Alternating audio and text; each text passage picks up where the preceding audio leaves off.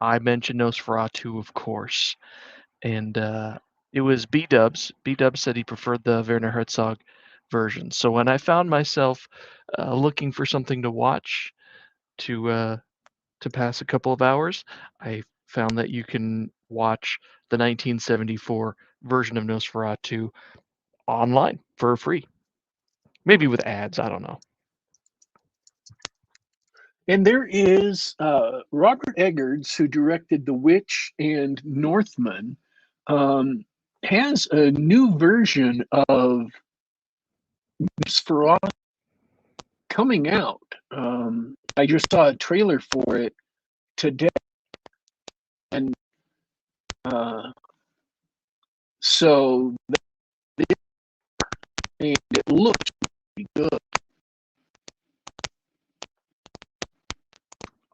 Did you know that? I heard about that, but I haven't watched the trailer yet.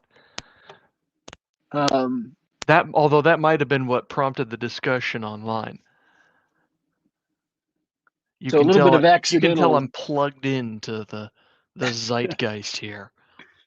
A little bit of accidental topicality there, but yeah, I love Robert Eggers movies, except which one?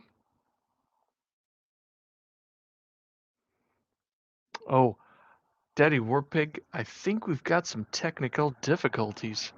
You were cracking and popping a little bit. Now I can't hear you at all. Shoutouts in the chat if you guys had any audio problems or if it's just me. Hey, Bradford Walker, good to see you. Arkman Silva, I have no idea how to say that. I'll just call you Ark. Welcome to the show. I don't think I've seen you before. Simon Hogwood, good to see you. Brian, how you doing?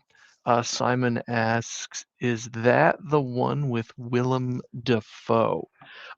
Okay, so I just heard about this today, and like I said, I haven't seen the trailer. I heard that he's in it, at least for a cameo. And I believe, and this is just me talking off the top of my head, what I learned today, that he's not the main star, but it's an obvious reference to the movie from a few years ago starring Willem Dafoe, where he plays Max Schreck, who played Nosferatu in the 1922 German film. But the conceit was that Max Schreck himself was actually a vampire. Shadow of the Vampire, that's what it's called. So that was the one with Willem Dafoe. I believe Willem Dafoe played Max Schreck, and I think Dafoe has a what's it called? Cameo in this one. I don't know anything else about that. And despite the subject matter, I'm not doing too good at vamping right now. Yeah, I see a still from the trailer. I'm going to try to find a screenshot to show you guys if you're watching on YouTube. Can I do this? I want to watch this trailer. It's 1 minute 27 seconds long, and I would love to share that on screen. Let's see what we can do. Share screen. Let's go. Boom.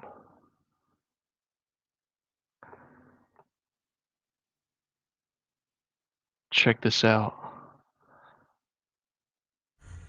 Come to me. That's. Come to me. Hear my call. Come to We're gonna me. get nailed for copyright infringement. We'll find out. It's just a trailer. Professor, my dreams grow darker. Does evil come from within us or from beyond?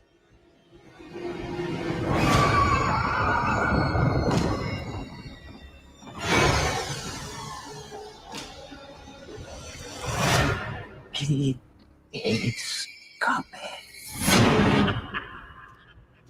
He is coming. He is coming to us.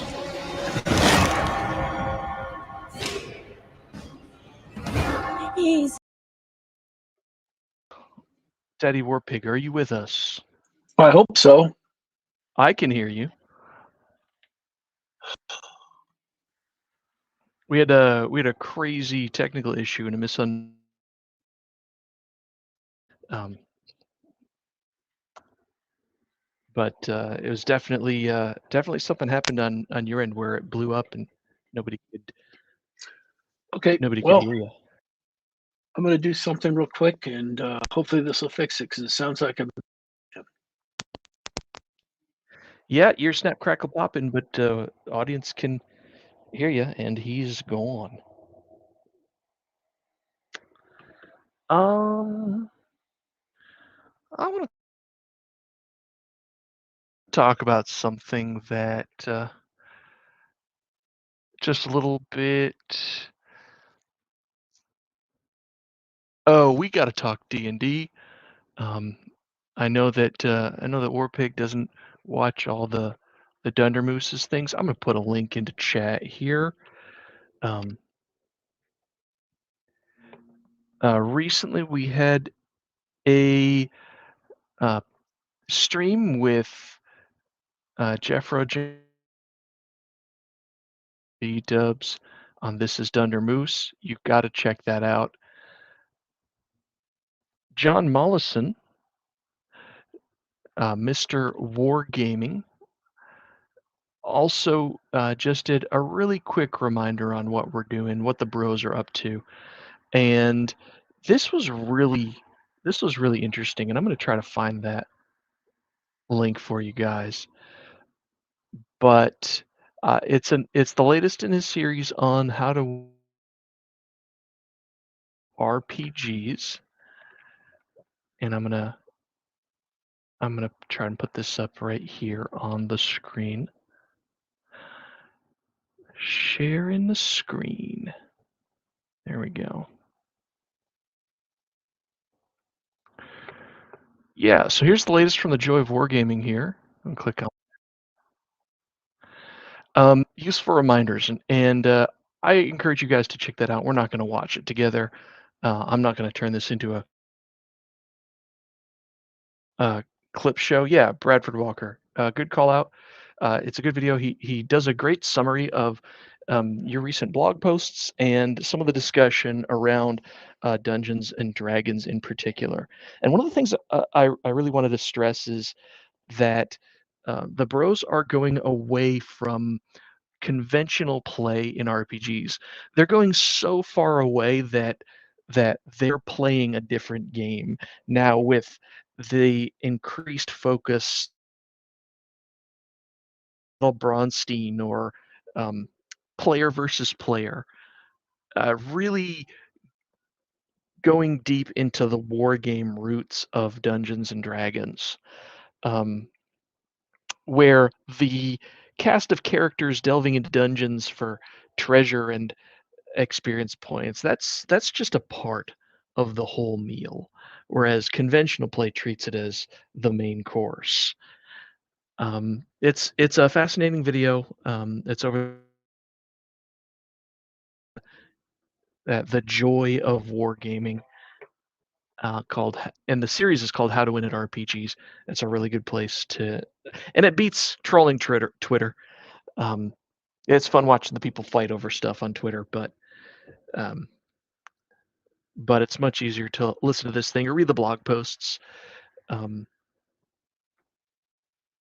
B-dubs and dragons at blogspot.com. Jeffro, I think Jeffro's at WordPress.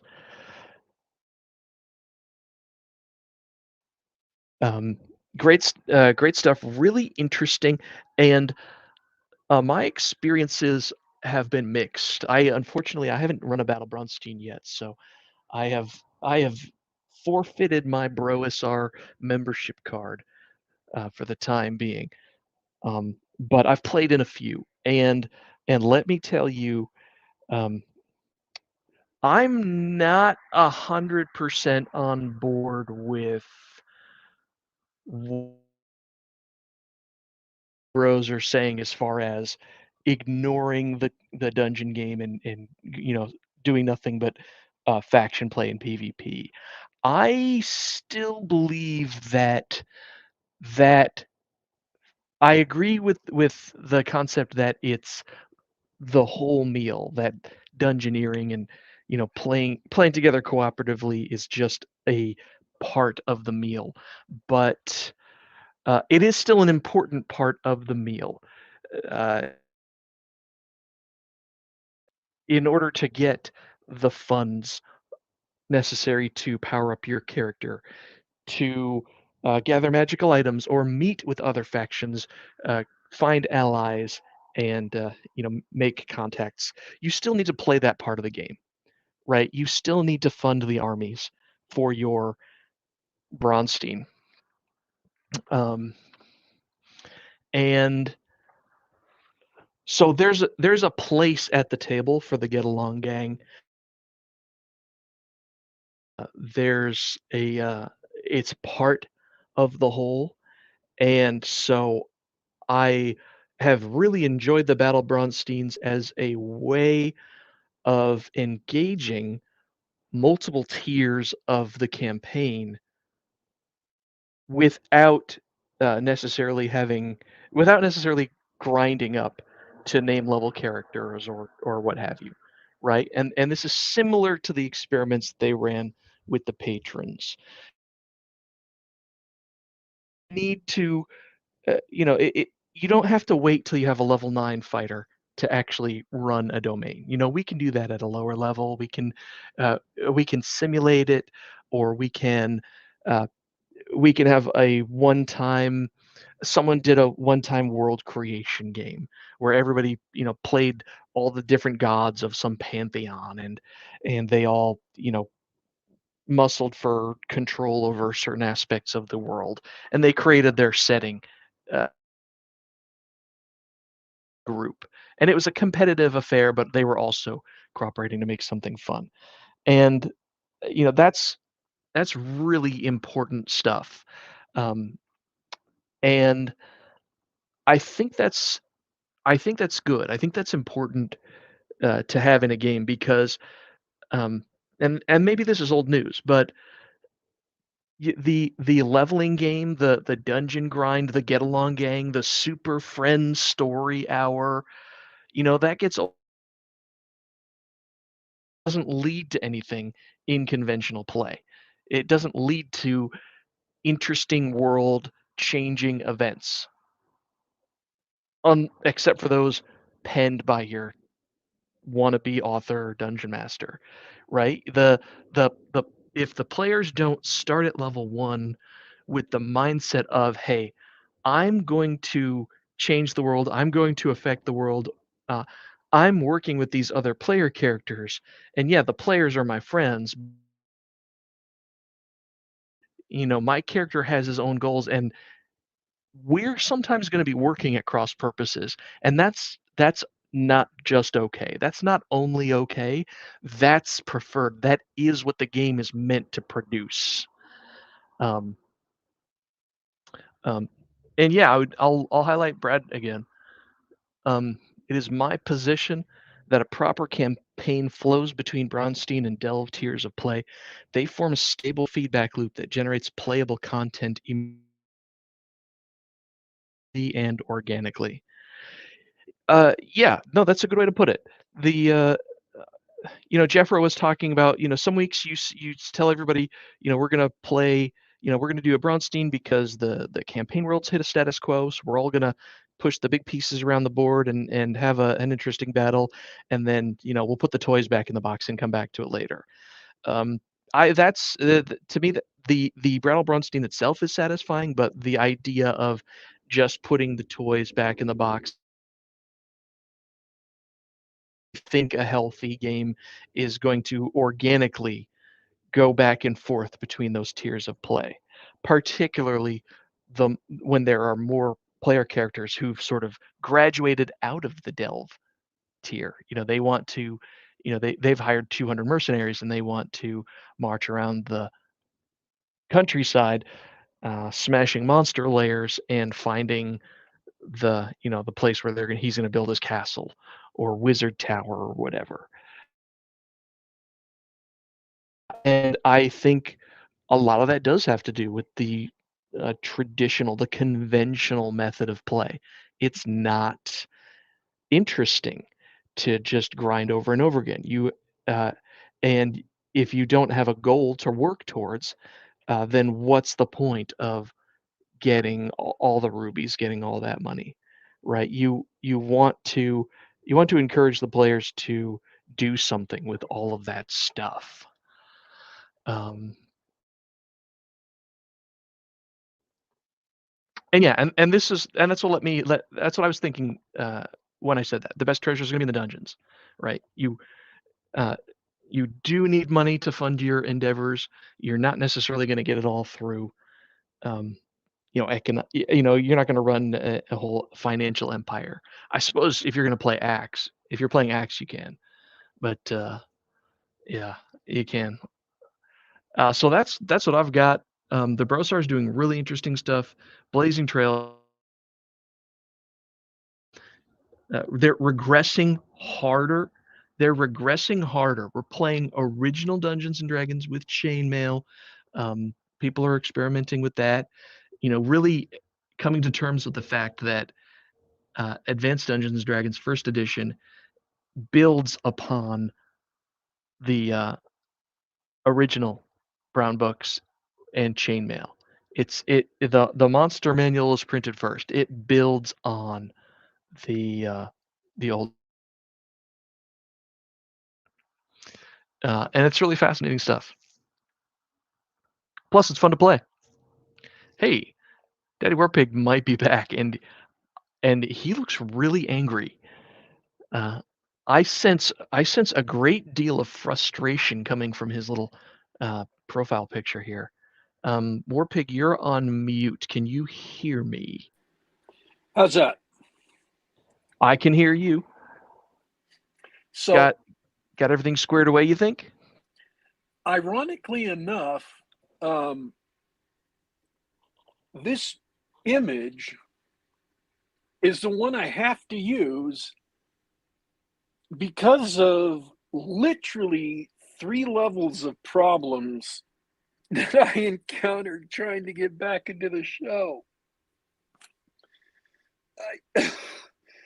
So this is the only photo that was available on my phone to use as an avatar. And I had to use my phone because my computer crashed on reboot. And the browser wouldn't reopen. Oh dear. And I couldn't use my regular avatar because when I went to click to download it onto my phone, it just hung and wouldn't download the avatar from my cloud storage. And you're in a pickle. Let me just say that your current avatar is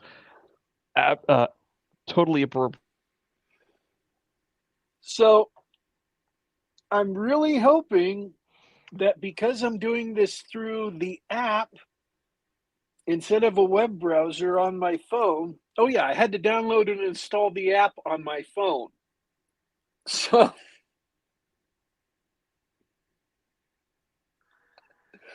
well, that explains it. Good news for you. Good news for you. I got all the D&D talk out of the way. I'm just hoping now that I've. If you haven't seen the latest, don't jinx it, man. Don't jinx it. You just got to do the show. Everything's gonna be fine. Oh. We were overdue for some technical difficulties. Yeah, we've only had a few minor ones for months. Years. For the last 2 years, we've only had minor or no technical difficulties. So we were building up a bank of them, and they all just landed right in my face all at once. Cashed them in. Ah, yeah, this is awesome. So yeah, I did the D&D chat. I wanted to save the talking about the stuff that I watched till you got back. So you watched So Nosferatu. I sure did. I Did you sure did. actually? 1974 Nosferatu, directed by Werner Herzog. Did you do a review of that Famous German filmmaker. while I was And talking, but thought I was talking to the audience, but really it was just you, so I was emoting to empty air. I didn't really give a full review, but I'll give you the short version. It's beautiful. Um, it's a creepy horror, and it's spiritual remake of the 1922 Nosferatu. Um, it follows many of the same story beats and everything, and it itself was a retelling of Bram Stoker's Dracula with a few changes. Um, but it's Werner Herzog, so it's beautifully shot. There's lots of great atmospheric images. It's creepy. It's like creepy and impending doom. It's similar to the 1922 movie. It's because it's slow and sort of it just lets everything play out. Lets the story play out gradually, and the actors in it do a great job. The Count Dracula himself is except and he did something with the vampire that isn't often done and may not have really been done at all before him, which was he didn't make Nosferatu or Count Dracula. He didn't make Count Dracula overtly scary. It was creepy and horrifying, and uh, he he gives off a sense of sorrow and loss, right? That he bemoans the fact that he can't die, and he has completely lost the ability. No one's loved him for hundreds and hundreds of years. He has no idea what love is and that sort of thing. But they don't play it off as it's not played off cheesy or hokey. It's absolutely pitiful. At the same time, you're horrified that he's this monster that has he is compelled, kill people to continue his existence. But at the same time, you have utmost contempt by how pitiful he is. Um, not so much a scary monster, but a contemptible and unsettling monster, which I enjoyed it. I think it is a good Dracula movie. It is a good vampire movie. Uh, Highly recommend it, especially since you like horror and you like the original Nosferatu. I've never seen the original Nosferatu.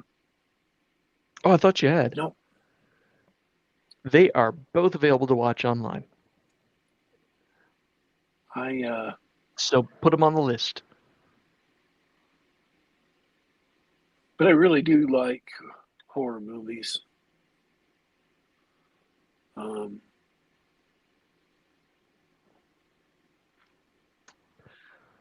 Yeah. I watched another creepy show too. I don't remember if I don't think we talked about this because it's only a couple years old, but I watched a show called Black Bird or Black Birds. I think it's called Black Birds. Have you heard of that show? Have we talked about it? We haven't talked about it. I don't think so. Okay. It's on Apple TV, Apple Plus, whatever their service is.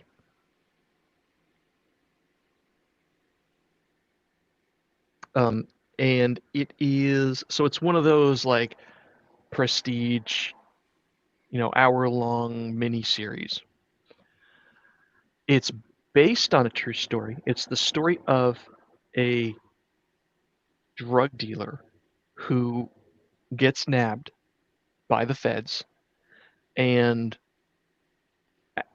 within a year of his incarceration, he's offered a deal um, to transfer to a facility for the criminally insane and try to get a confession or some evidence out of an inmate who they believe is a serial killer. That's it. And so it follows the story of the convict, and they spend a lot of time with the the serial killer who is an absolute nut job. And I think the highlight of the show is how brilliantly he's played by the actor. In fact, the guy won an Emmy for the performance, like best supporting actor in a show or something. Um, the acting is top notch. It's got the late Ray Liotta in it, who plays the convict's father. I think that was his last role. Um, and but it's well shot, it's well edited. The acting is great, where the serial killer is absolutely unsettling in his actions, and not like cheesy cardboard cutout mustache twirling. Um, where he sort of plays this guy who he's not playing with a full deck, but he knows he's not playing with a full deck, and there's a lot of things that he's very cunning and canny about. And so you're always guessing, okay, how much does he know? How much is he really cognizant of what he's doing? Um, I think it's really good. I think it was a really good show, and you would probably like it too. Maybe not enough shooting for you. I don't know.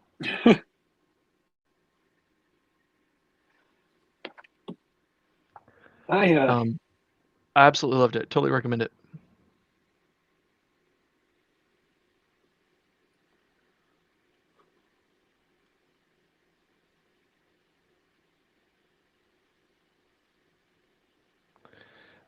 Um, checking in.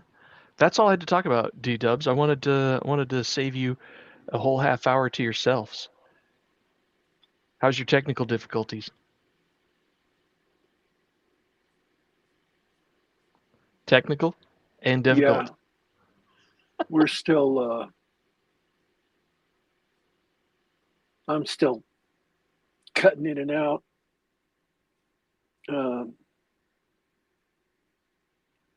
Maybe a problem with my internet or something. I think I think that's on my end. If you're hearing me cutting in and out, I think that's on my end. Ah, well, we'll give it a shot. We'll see what happens.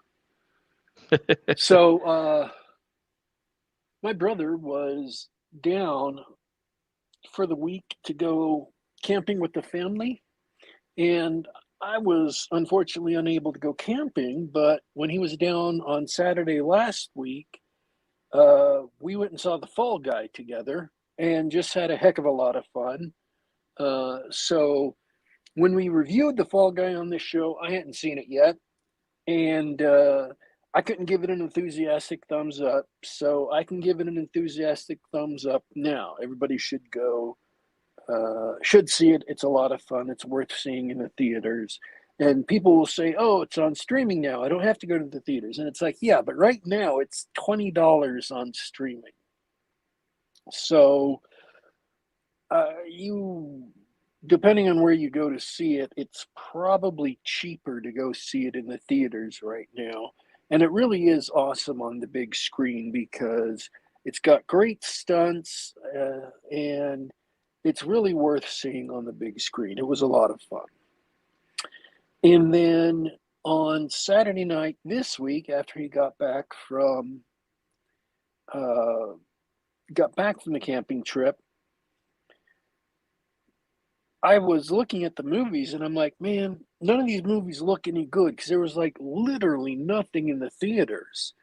And I said to him, here, go to the website of the movie theater and see if there's anything you want to watch because here's like 2, 3 horror movies and a bunch of movies I've already seen, and these 2 movies that I know you already don't want to see. So go check it out, see if you like anything. These are the 2 movies that are left, and neither of them I thought sounded or looked exciting based on like the posters. So he went and checked out the movies while I was getting something to eat for lunch, and he came back and said, okay, check this out. This is a movie about, it's called Thelma. It's about an old lady who gets scammed out of money by telemarketers, and she goes and gets a gun and goes to get revenge on the people who stole her money. And I'm thinking, yeah, that sounds like it might be fun. I could probably hang with that. Sure, why not? So me and my brother went out and saw Thelma and had a heck of a good time. The funny thing is that all the things you would expect from a movie with that description happen, but not in the way that you think they would happen. There is a quote unquote car chase in the movie, and it takes place on mobility scooters.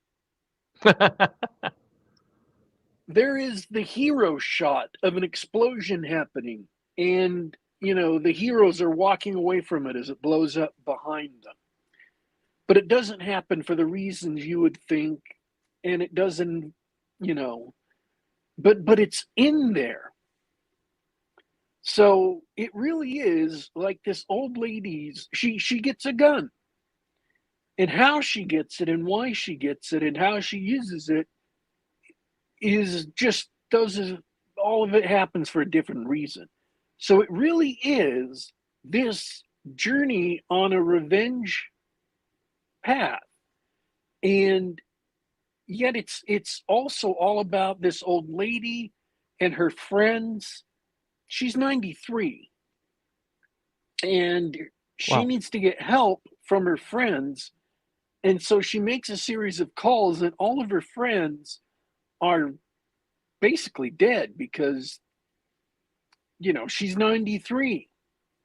And so it's also a movie about growing old. It's also a movie about living on her own and how dangerous it is. It's also a movie about her dealing with her daughter and her daughter's husband and their son, her grandson.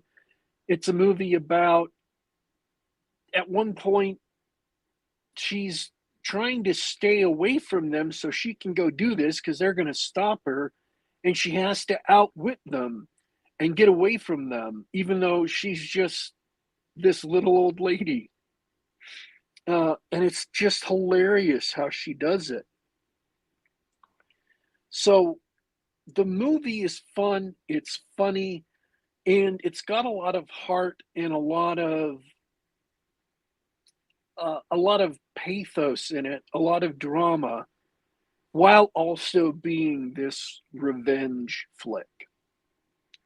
So it was really different than what you'd expect, while also being, and this is my brother's comment I'm giving to you, while also being everything that you would expect.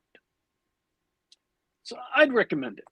It's interesting, it's well acted, and it was quite enjoyable. It's got Parker Posey in it, who was the OG indie actress from the 90s.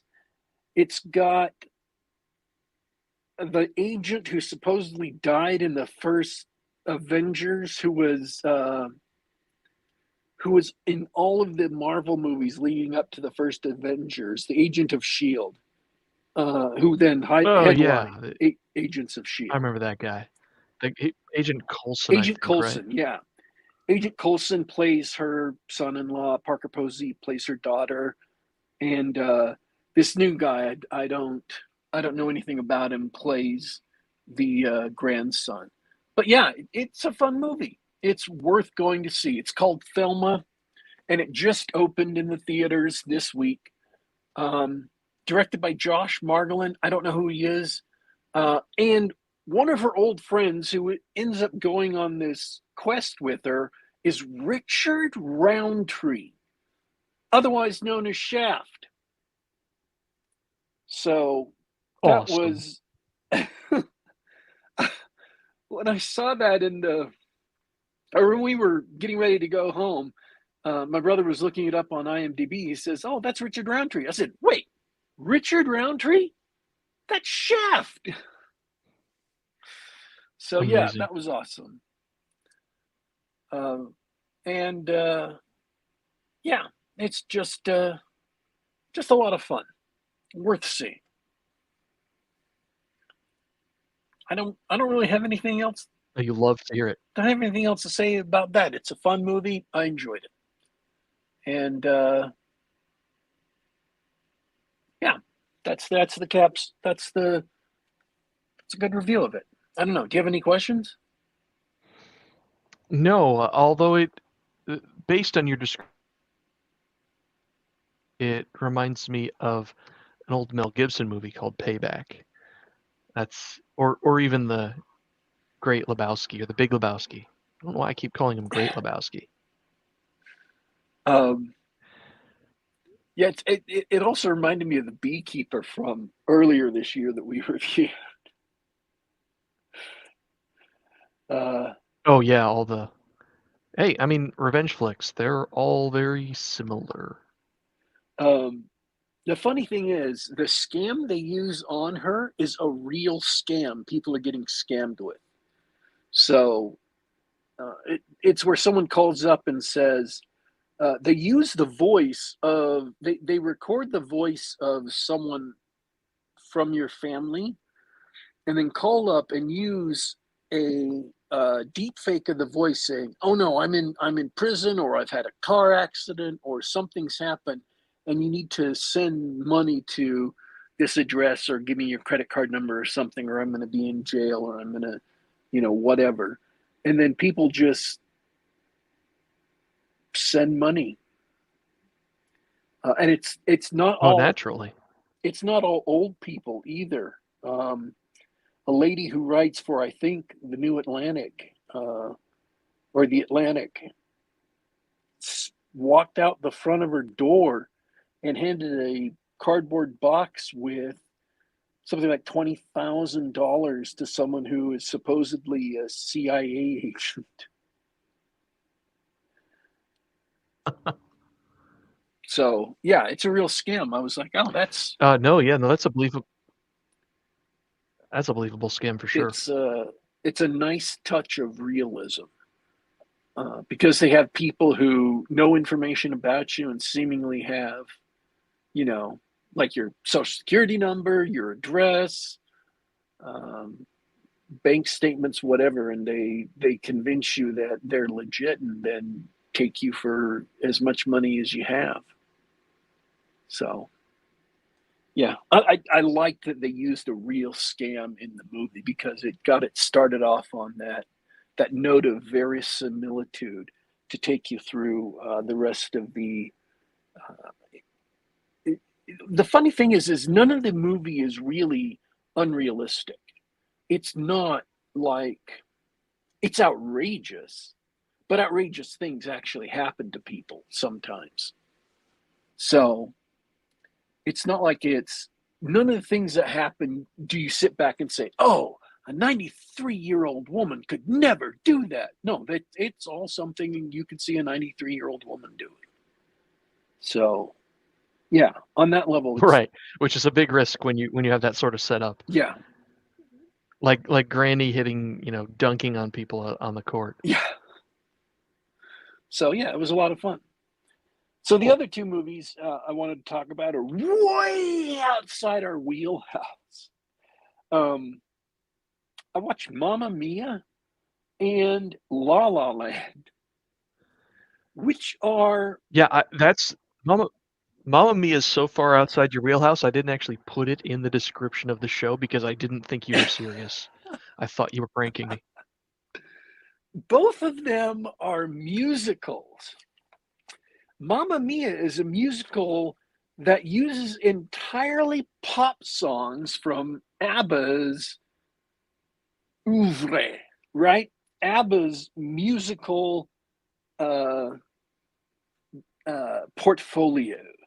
And La La Land uses original music, generally of the jazz variety.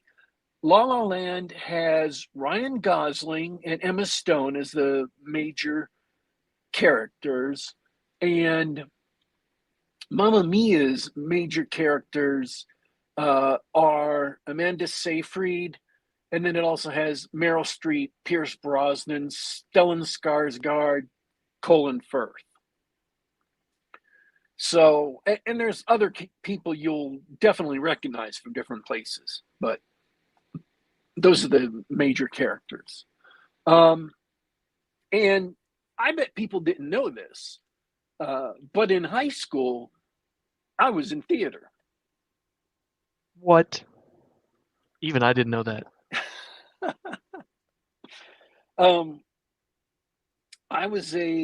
I lettered in theater in high school. And whatever the National Drama Association is for high school students, I got enough points and joined that. I also competed in theater. So I don't listen to a lot of musicals, but I love Phantom of the Opera and I love Les Mis. Yeah, I know what you mean, Simon. There were no technical difficulties. I was stunned. Can I get a Letterman's jacket? I did not But get a go on. Letterman's jacket, but I could have. You can do that.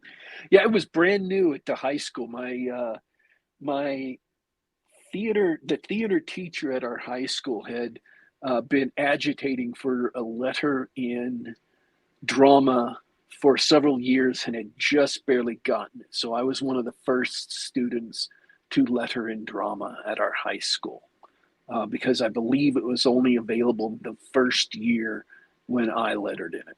So, so yeah, I really like good musicals. I love a good Shakespearean play. I like comedies like Noises Off. And I generally like theater. I hope I'm not dashing people's expectations. I mean, do I have to say it? We always knew you were a huge nerd. I mean, look at the show we do. So, Mamma Mia is about a girl whose mom was, shall we say, adventurous the year she was conceived. And she is reading through her mom's diary. She's about to get married. She's reading through her mom's diary and finds out that any one of three different men could have been her father. And she doesn't know which of the three are her father because her mom doesn't know which of the three are her father. And so Oh dear. she invites all three of them to her wedding. So What could possibly go wrong? it's somewhat of a French farce. The three men show up. Much singing is done to the tune of ABBA songs, and things get weird. But eventually, in the end, everything works out and everybody lives happily ever after. It is, it's fun, it's charming, it's sweet. Although I get that I'm not really a target audience because the very premise of the movie kind of, I kept on looking at Meryl Streep, who plays her mom, and thinking, dang, lady, you's a, you know, you were really not large on the self-control back then, were you?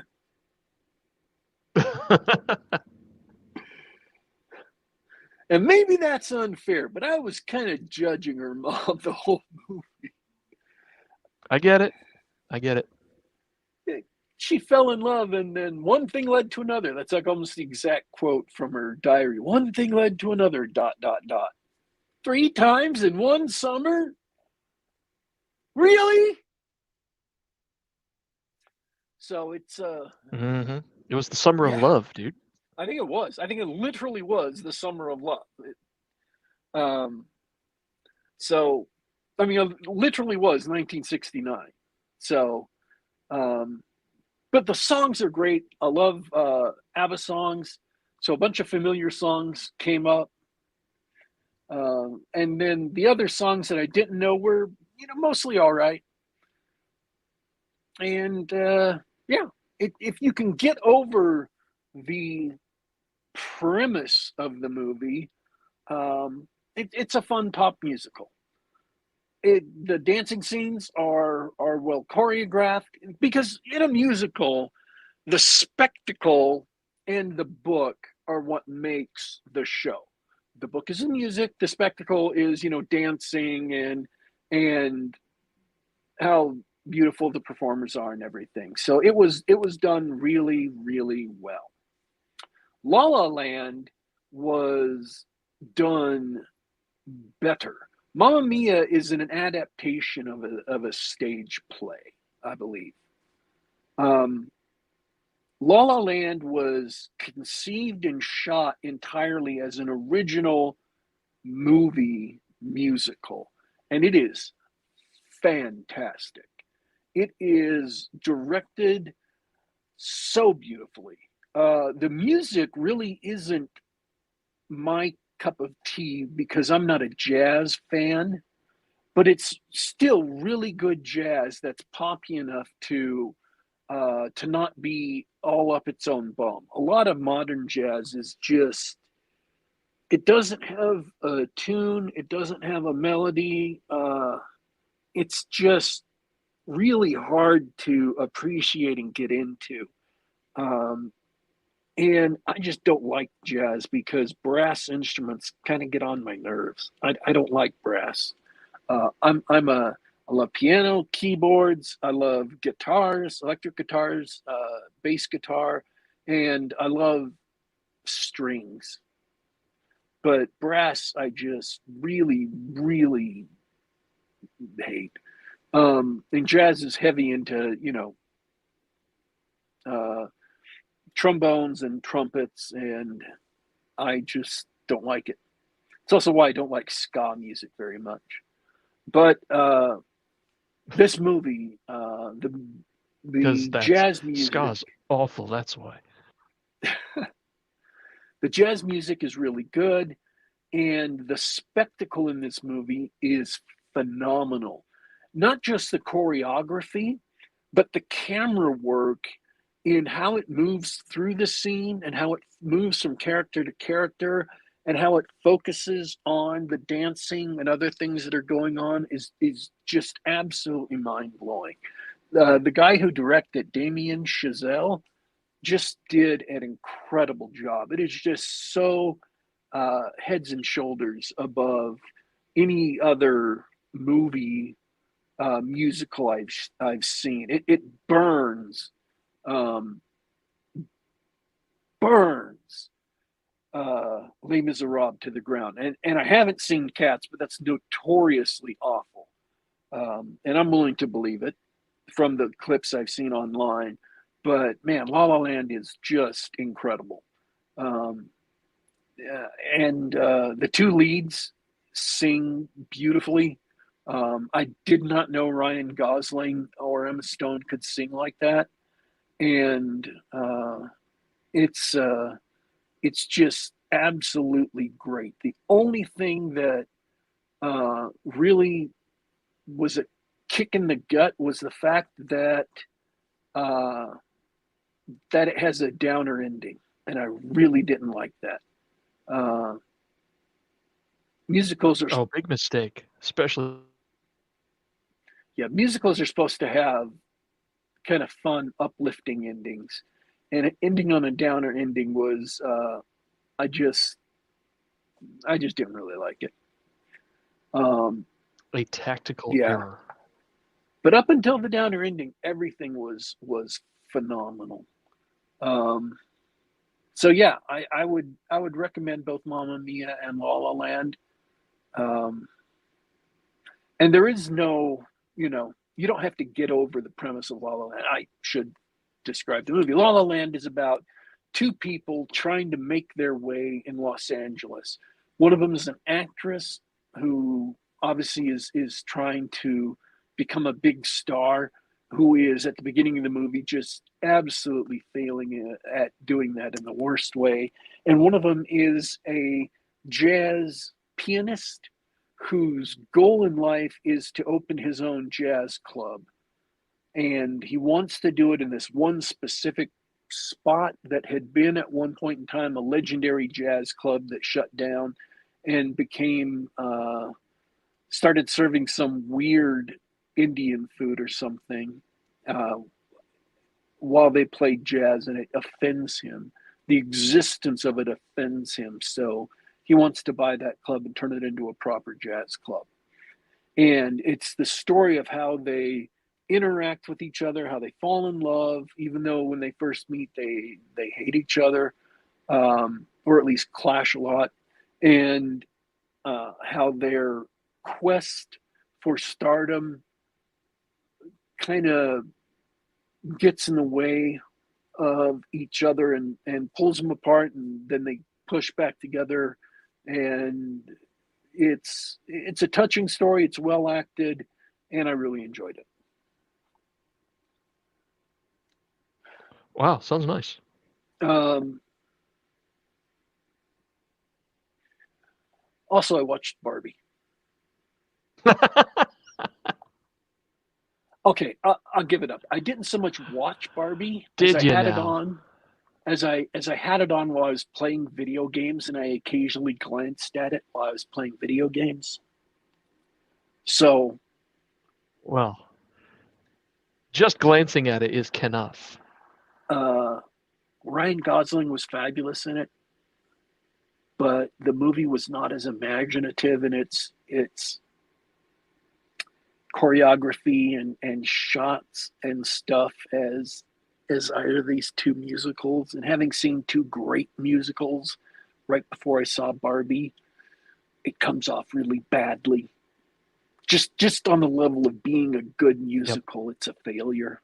Uh, Plus, the plot is insipid. The characters are idiots, and it just has so much preachy garbage in it. I'm just rolling my eyes. I couldn't sit there and just watch it. I had to be playing a video game because I just I couldn't allow my brain to be hammered with. I was playing Baldur's Gate 3, by the by. I couldn't allow my brain to be hammered with the politics of it, just untrammeled. I needed a shield up. Um, and yeah, Ryan Gosling was the best part of the movie. His music video of him singing about I Am Knuff. Uh, and of course, they had to make the stupid decision to make Barbie just loathe and despise Ken. It's like, oh yeah, I get it. Feminism, yay. Right. So yeah, Oh well. it did have a funny thing about it that there's apparently some boyfriend of Skipper, who I can't remember his name, uh, but occasionally they escape Barbie Land and go out into the real world. And all 5 members of NSYNC were supposedly this teen, uh, this teen version of this doll, which I thought was funny. It was clever in the context of the movie. that they were all escapees from Barbie Land, and that's why they're all, these chirpy, happy, dancing, singing guys. I'm like, oh, that's kind of cute. That's actually a clever idea, I thought. So I'm willing to give them that for a clever idea. Cute joke. Yeah, it was a funny joke. There were some. There you go. You get one. There were some funny jokes in there, but yeah, by and large. Oh yeah, it's happened before. This was another funny joke. There's another gag. It's happened before that dolls have escaped from Barbie Land into the real world. They have an entire secret federal task force that goes out and hunts down dolls who escape from Barbie Land. Which, if you can imagine, and this is the reason why I thought that was awesome. Can you imagine, like, there being other lands out there, like a He-Man land or a G.I. Joe land or, Transformers land or whatever. And there's a federal task force out there on the lookout for when toys escape from their lands and make it to the real world. And they've got to go track down Skeletor and drag him back to He-Man land. I think that was more clever than the show was because they didn't amplify that. They didn't even throw in extra, like, other Mattel toys references because He-Man was a Mattel toy. If one of the agents had said at one point, well, at least we're not going after, and then throw in like a He-Man reference or something again, that would have been supremely clever, just implying kind of a bigger world or whatever. No, they didn't do that because the writing wasn't that clever. The people didn't think through their own conceit well enough to be to see beyond the feminism. That's a shame. They have to have someone like me who actually says, well, what if? And just throw that line in there. So, yeah. I saw 2 great musicals and Barbie just looked stupid. Not even because it was a feminist man-hating movie, although it is, but just because it failed as a musical compared to the 2 other fabulous musicals I saw. So that's it for Geek Gab Gets Weird. It was definitely a weird one. Unless you've got something else to talk about. Nope. Had a good show when we were able to have a show. I was just going to talk about that stuff, and it's nice to talk about different things for a change. It looked like we weren't going to be able to have a show there until I got the phone up and running. I was just like, nope, we're done.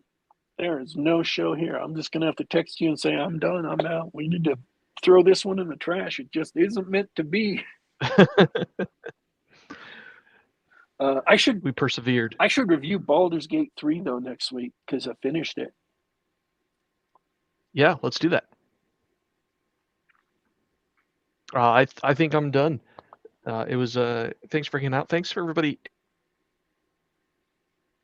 who sat through the vamping, talking about vampires, and I hope everybody listening live. I hope I have edited the show by the time you're listening later, and appreciate you guys, and appreciate you, Daddy Warpig, and we'll talk to you again sometime next week. All right, folks. I want to thank everyone who tuned in to listen live. Apologies for the technical difficulties. I want to thank everyone who will listen later. This has been Geek Gab for Monday, June 24th, 2023. Had a lot of fun on the show today talking about things that we almost never, ever talk about. Still had a lot of fun watching it. Definitely a recommend on Thelma. And if you like musicals, a recommend on Mamma Mia and La La Land. And definitely not a recommend of that show that I definitely did not actually watch, but I heard about and glanced at occasionally during a playthrough of Baldur's Gate 3. We are signing out for today, folks. Oh, and I should tell you, we are here just about every week at 10 p.m. Eastern, 7 p.m. Pacific on youtube.com/geekgab. Once again, that's youtube.com/geekgab. You can also find us on the Google Play Store, on soundcloud.com, and on the Apple iTunes Store. Just do a search, or on their podcast app, just do a search for Geek Gab. Subscribe to us on the device of your choice, or download us to your computer, listen to us on the web. Please feel free to subscribe and click the bell icon, get a notification as to when we're going live. We're signing out for today, but don't you worry, don't you fret, we will be back.